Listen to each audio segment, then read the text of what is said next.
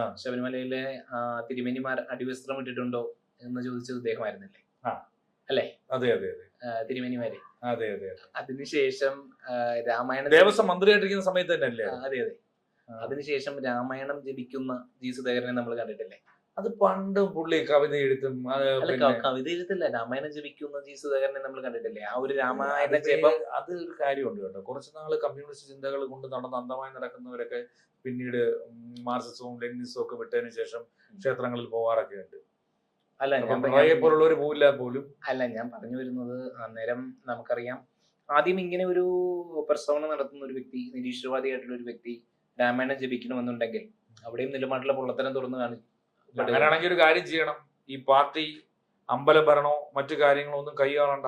ദേവസ്വം CPM-ന്റെ ആരും എടുക്കണ്ട. കമ്മ്യൂണിസ്റ്റ് പാർട്ടികളുടെ ചിന്താഗതി എടുക്കണ്ട. അവരെ ഘടകകക്ഷി കൊടുക്കണമായിരുന്നു. അല്ല, ഞാൻ ഇദ്ദേഹത്തിന്റെ കാര്യമാണ് പറയുന്നത്, ജി സുധാകരന്റെ കാര്യമാണ് പറയുന്നത്. അവിടെ തന്നെ നമുക്കൊരു പൊള്ളത്തരം കാണാൻ കഴിയുന്നില്ലേ?